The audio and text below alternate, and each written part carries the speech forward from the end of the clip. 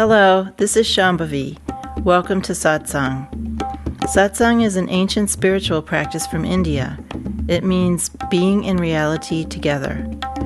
I give satsang live every Wednesday and Sunday night in Portland, Maine. This Dharma talk was recorded during one of our Wednesday night gatherings. Please visit jayakula.org to learn more about the teachings. You can find video satsangs on Jayakula's YouTube channel, and my books are all available on Amazon.com. Much love to you, wherever and however you are.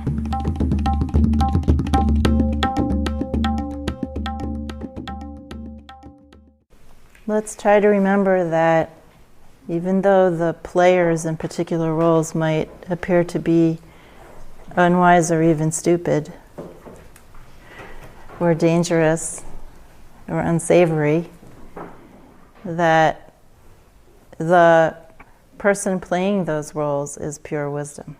There's nothing here but wisdom.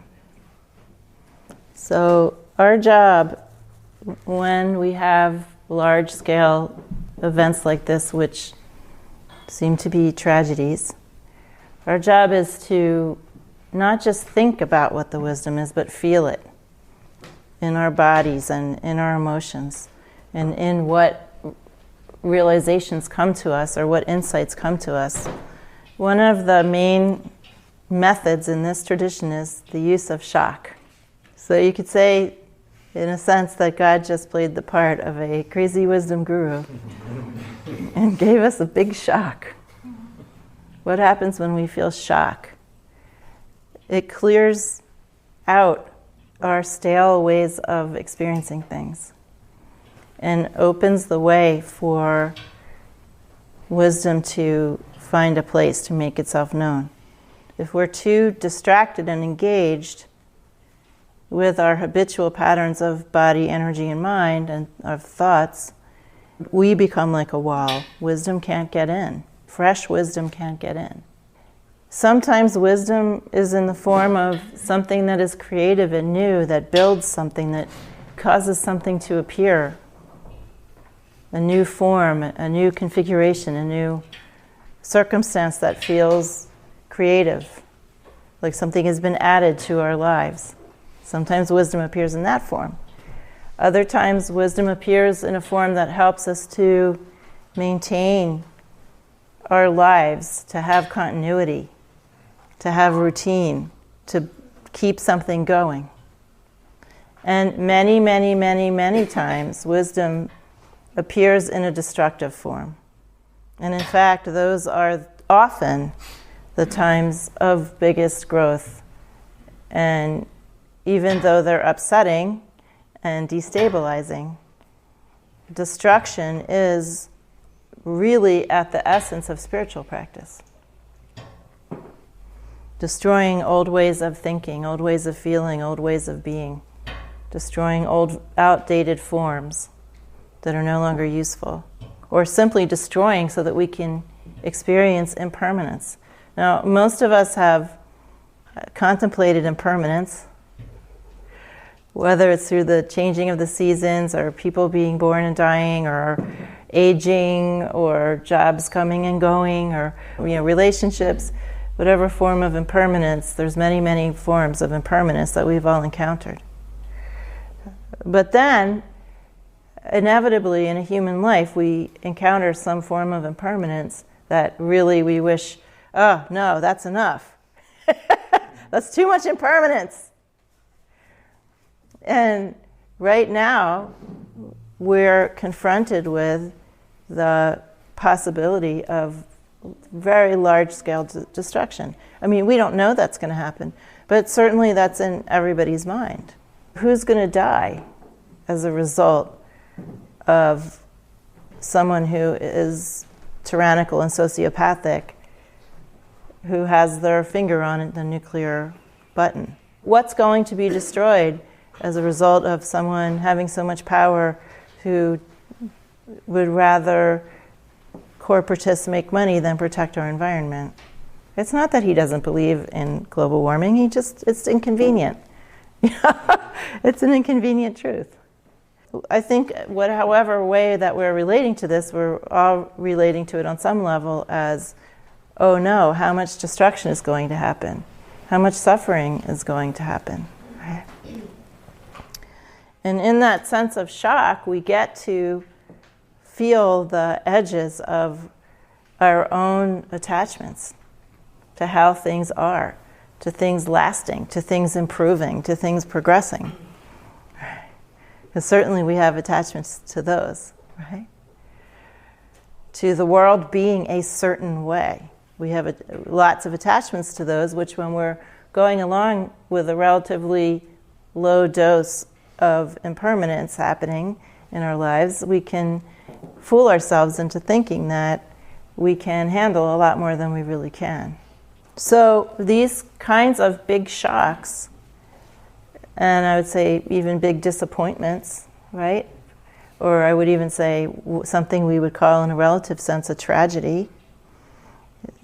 These are things that show us our real condition. That is part of, and in fact, one of the major ways that wisdom arrives through a destructive process.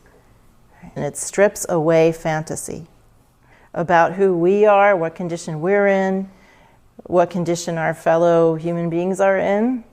Right? And we can't proceed in the best possible way without having that fantasy stripped from us. When we are still in a state of fantasy, we are unskillful, or not as skillful as we might be. So this is one way that destruction and upsetness and disappointment and fear on this kind of a scale can help us spiritually. Right? This is absolutely a time of incredible potential. I'm not saying, and so let's everybody be happy. Not at all, right? I mean, I know all this from my own experience as a practitioner. I still feel my heart is feeling for all the people that are suffering and that might suffer in the future, right? And animals and everything else around here on this planet. The other thing that's a little more closer to home with our own culture here in the U.S. is that Trump is a titan. When you experience him, you are experiencing an asura of the nth degree. Asura is the Sanskrit word for titan. A titan is a kind of karmic vision and a form of experiencing body, energy, and mind that's in between humans and gods. We could think of that literally or in a metaphorical sense. It doesn't really matter. But there's this tremendous desire to compete with the gods and become number one, like an unrelenting desire to beat out all the competition. And then tremendous self-doubt, tremendous uncertainty and fragility. And so dealing with that by stepping on the people below you. So there's someone who's tremendously fragile, tremendously competitive to an absurd degree, and tremendously divisive, argumentative, defensive, vigilant, restless. How can we antidote this?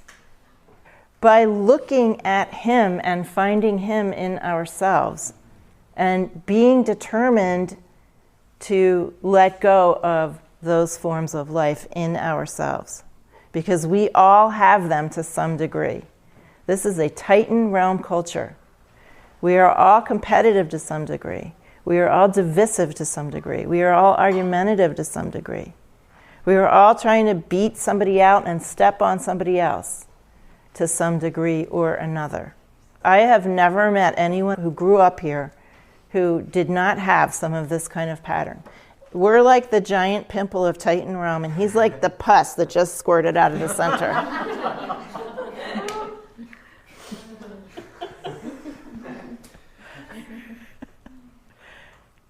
He came from us, right? And he's like this huge mirror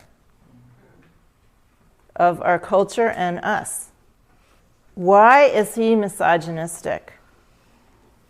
It's because he has to find someone he deems weaker to control.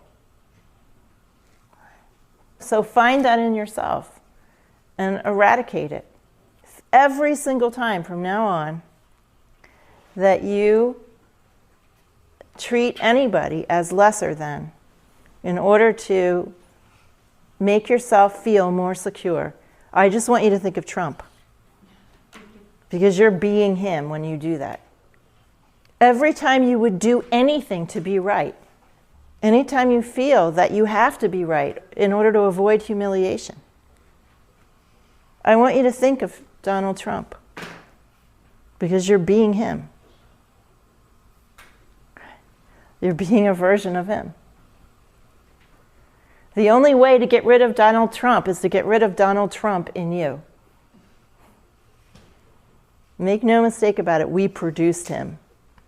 Every time you lash out at people you think are attacking you, even just in your mind, every time you get into that position where you feel attacked and you want to just smash the other person somehow or another, I want you to think of Donald Trump, because you're being him. And you're allowing that to persist for everyone, not just for you. I know that each of us is going to have our own way of participating in this moment in human history. And I have no prescription as to what form your participation should take. That's something that everyone has to feel and decide for themselves.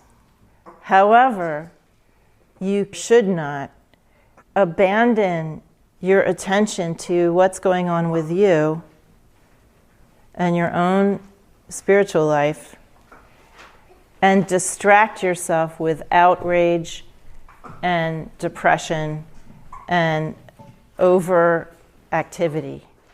So whatever you do should come from the center. Because that's the only way you won't be perpetuating Donald Trump.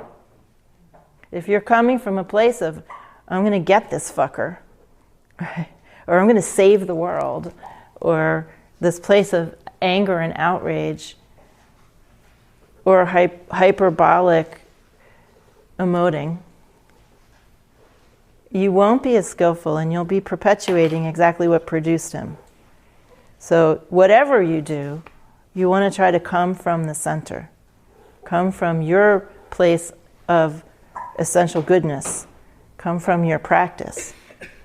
I did a divination this afternoon. Divination is a way of consulting wisdom. There's really innumerable methods in every culture, but I use a form of the I Ching. So I want to talk to you about this divination. I just asked, how should we proceed? The I Ching is organized into 6-line diagrams called hexagrams. So I'm going to be using the word hexagram when I talk about this. The first hexagram has to do with when you're in a situation where you don't have enough force to go aggressively and change something. So where you're gathering strength, or it's time to sit something out, or to take small steps. So the hexagram that I got is minor force. And that means you can take small steps, or you can, in a sense, sit it out. Like, have you ever been in the ocean when a giant wave comes and you have to kind of duck under and swim under it? Something like that. Or take a time out. Or just wait and gather more force, more power. So the actual specific advice is this: return to one's Tao, to one's own nature. So this is this idea of going back to the center. Even though we're all, or I think everyone is upset, at least everyone was disturbed or shocked. And there's a tendency then to just kind of spin out from the center and lose touch with the center. Lose touch with your practice, lose touch with your sense of value and goodness, and just feel all anxious and, go sputtering along. But this says, return to one's Tao, to one's own nature, to peace and harmony within. And then it says, be loyal to the Tao, be loyal to your essence nature. Don't turn in a different direction. And then it says, let go. Let go of the need to control circumstances. I thought that was really beautiful advice. So that means for me personally, and there's more to it, I'm gonna keep talking about it for a minute. There's another hexagram involved. So for me personally, I have actually gotten more involved politically than I've been in decades during this election. And I really feel like it's time for me to withdraw and just tend to my flock and do what I came here to do. That's my own way of returning to the Tao. That's what I feel is right for me. But that doesn't mean that that's what you have to do. You can be more participatory in an external way and still return to your Tao.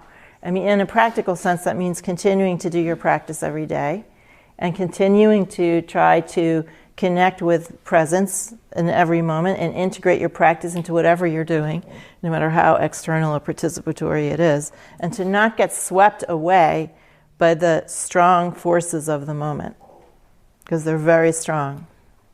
And the sense that there's some kind of emergency that requires you to drop everything and disconnect from your practice or what you've been cultivating all this time. And then it gets even more specific.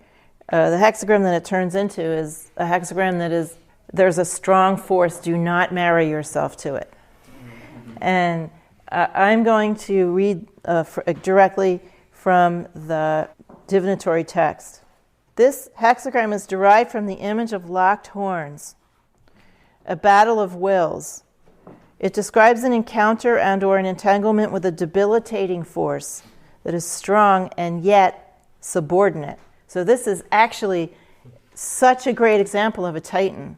You know, someone who is really actually weak but appears very strong or feels very strong. It is about being tested by seduction. And I think here the seduction is to get wrapped up in this drama of fighting something in the righteous fight and lose touch with your essence, lose touch with what you're really here to do, whatever that might be for you. This is a time to withdraw and cut your losses. Everyone is at risk to be abused by the inappropriateness of a relationship. Think rot and ruin. A kind of corruption has entered into the very foundation of things. Good for withdrawal, divorce, restraint, self-cultivation, and retreat. How does weakness become a great force? This hexagram represents those who use weakness, disadvantage, or triviality to manipulate the powerful and or steal their power. Such people can cause great humiliation. A wise person with the responsibilities of leadership does not indulge in the trivial. Resistance to seduction, even if it causes a temporary embarrassment, is recommended. Of course, the embarrassment could be, where's your outrage? I mean, what's happening now is completely normal. It's just a big event in our human lives. It's a big event in human history. It might be a defining event for the planet. We don't know. But as I've said many times, whole universes wink in and out of existence. This is not abnormal. This is the norm, right? Destruction doesn't happen because some bearded white guy comes down from heaven and throws a thunderbolt at someone or a planet. We are the arms and legs of destruction. We are the arms and legs of God, right? And of creation and maintenance too. I mean, we're doing that. We are the expressions of that consciousness, that ubiquitous consciousness. So everything that's happening here is still that, and there's nothing unusual about it. But we should all respond in a way that's natural to us, while keeping to that center as, like white on rice, as they say. I want to read something else to you that came across my computer today. That was really beautiful. This is a Hopi teaching. Maybe some of you have heard it. Here is a river flowing now very fast. It is so great and swift that there are those who will be afraid and who will try to hold on to the shore. They are being torn apart and will suffer greatly. Know that the river has its destination. The elders say we must let go of the shore, push off into the middle of the river, and keep our heads above water. And I say, see who was there with you and celebrate. That's so beautiful. At this time in history, we are to take nothing personally, least of all ourselves. For the moment we do, our spiritual growth and journey come to a halt. The time of the lone wolf is over. Gather yourselves. Banish the word struggle from your attitude and vocabulary. All that we do now must be done in a sacred manner and in celebration. For we are the ones that we have been waiting for. What does that mean? We are the ones. We are not waiting for something in the distant future, for some other people or other circumstance. We already have everything we need. We are the ones that we have been waiting for. So it's good to have community, as many people have been remarking today. It's good to have people who share in similar values and share this path together. And it's good to be gathered with everyone and not be a lone wolf and not feel separate, because it's that experience of extreme separation that has created this situation. From my own perspective, and again, I'm not trying to talk anyone into anything, but from my own perspective, there is no better political work that you can do than wake up. Because being more awake, and I think there are many people who are becoming more awake, and I think, as I've been saying since the beginning of this election cycle, I'm just really heartened by the heartfulness of the so-called millennial generation. And I think they really are something special and different than what we've experienced in modern history. Once you are more awake, you can be so much more skillful. You can be so much more effective. You can be so much more compassionate. You can take actions that don't just repeat the patterns of the past in a different form. Because that's what we've often seen. One generation replaces another one and just does all the same old stuff. Even though it looks a little different, it's not really all that different. But when you come from the heart, when you come from your center, that's different. So I think that's what we should all do. And gather together as much as possible. I'm going to stop there.